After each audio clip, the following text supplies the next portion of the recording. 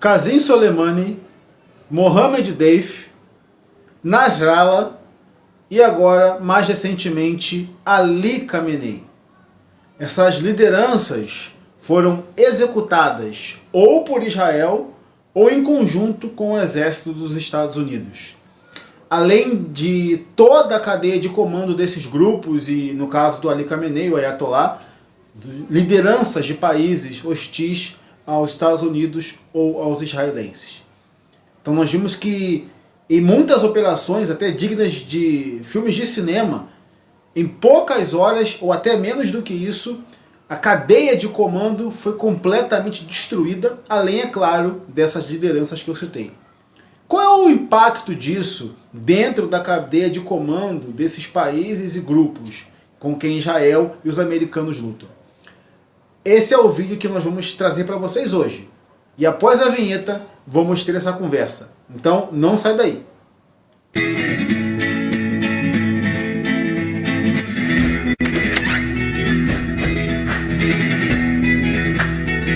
Fala pessoal, aqui é o professor Diego Alves do Papo de História. Então você já sabe, já curte, comenta e compartilha com mais 10 pessoas, porque isso ajuda o nosso canal, isso ajuda na nossa etapa de crescimento, não só pela monetização, mas nós procuramos trazer da maneira mais imparcial possível o melhor conteúdo para vocês.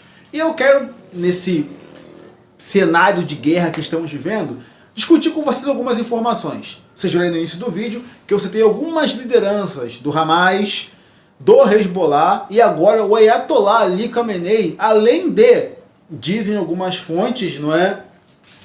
Eu acho que isso já foi confirmado também, o Ahmadinejad, ex-presidente do Irã, também teria sido eliminado. E eu quero discutir com vocês qual é o impacto disso no front, né? Qual é o impacto disso na guerra? Porque o Ayatollah Ali Khamenei e o Ahmadinejad foram mortos, além de vários generais, mas a capacidade de ataque do Irã não acabou. Assim como o Hamas ainda resiste e o Hezbollah, que foi bombardeado agora, está atacando bomba também em Israel. Nós vimos que uma liderança do Hezbollah foi eliminada também algumas horas atrás. Mas por que isso acontece?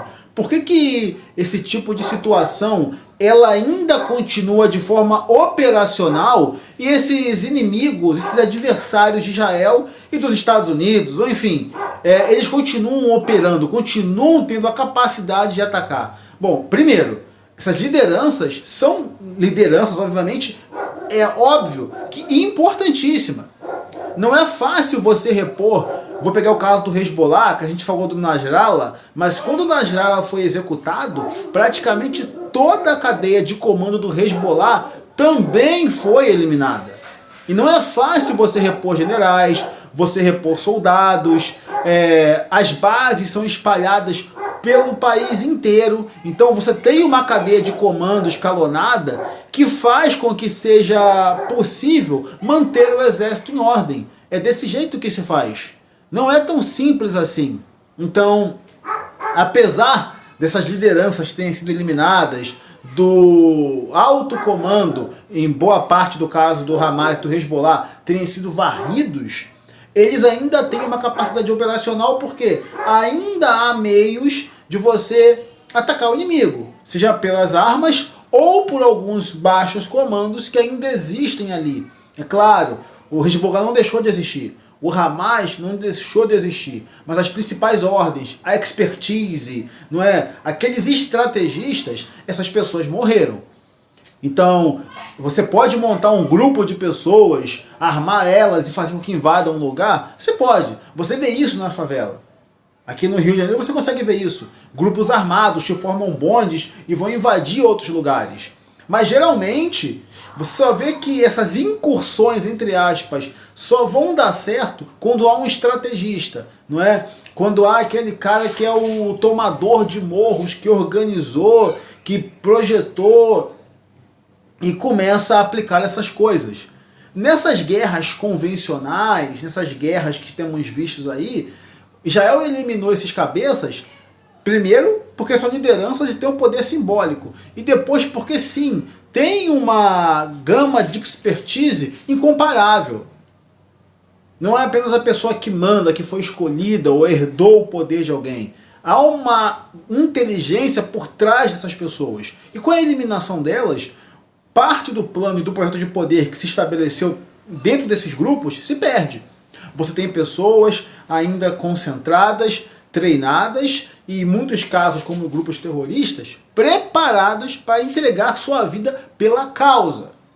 Mas o cara que pensa além, o cara que tem um projeto de poder, um projeto de dominação sobre as massas, quando ele é eliminado, como é que você repõe isso? Então é óbvio que o Nasrallah, o Soleimani, que era um general que armava todos os grupos terroristas que o Irã banca, a perda desses homens, ela praticamente é insubstituível. Primeiro porque você tem décadas de treinamento, de expertise aplicada, não é? De contatos criados. Só o Soleimani tem a habilidade de negociar com os contatos que ele foi estabelecendo. Vai existir outro? Claro que vai existir. O Irã vai continuar bancando Houthis e outros grupos enquanto o regime estiver de pé. Mas o carisma do Soleimani, a inteligência do Soleimani e seu poder estratégico morrem com ele. Vocês estão entendendo? Assim como o caso do Nasrallah. Então, Israel ele vai conseguindo de cima eliminar o alto comando desses países. E aí você tem os soldados, como eu disse, tem acesso às armas, tem o treinamento, mas chega um momento que a comunicação fica confusa. Qual é o próximo passo no front? Qual é apenas atacar? E é o que o Irã está fazendo. Como a cadeia de comando está sendo destruída, o que o Irã faz? Ele vai retalhar. Não nos Estados Unidos em si, mas nas bases próximas, e vai continuar atacando. Qual é a cadeia de comando? Qual é a direção dessa cadeia de comando? Não sabemos. Por quê? Porque parte da cadeia de comando foi destruída. Isso tem um impacto no front, sim. Os soldados, aqueles que participam das guerras, sabem. As ordens têm que ser claras para que não hajam erros. Eles também não querem pegar e sair destruindo a esmo e atrair mais pessoas para a guerra. Que é o que aparentemente está acontecendo. Por enquanto, os países do Golfo ali, dos árabes que eles estão atacando, não declararam guerra oficialmente.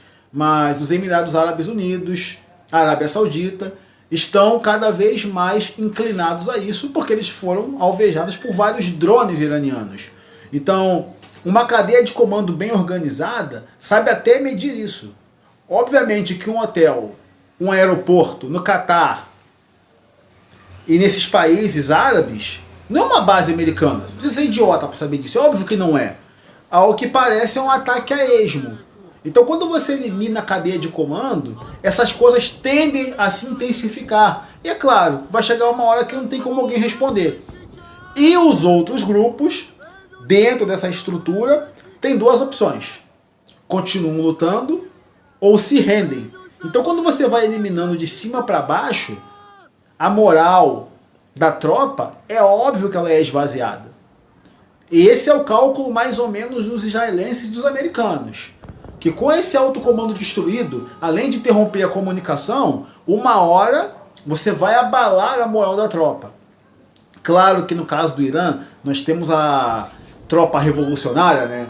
O exército revolucionário, que de todos parecem os menos inclinados realmente a largar as armas e declarar rendição, né? Essa é uma tropa bem ideologizada, muito mais concentrada que o exército convencional do Irã. Então, aliás, né, Soleimani foi general, né, dessa tropa. Então é isso. Como nós fomos observar essas batalhas, essas guerras, esses ataques, na verdade, esses conflitos, e você percebe que eles vão limpando o alto comando de cima para baixo, tem essas duas características, né?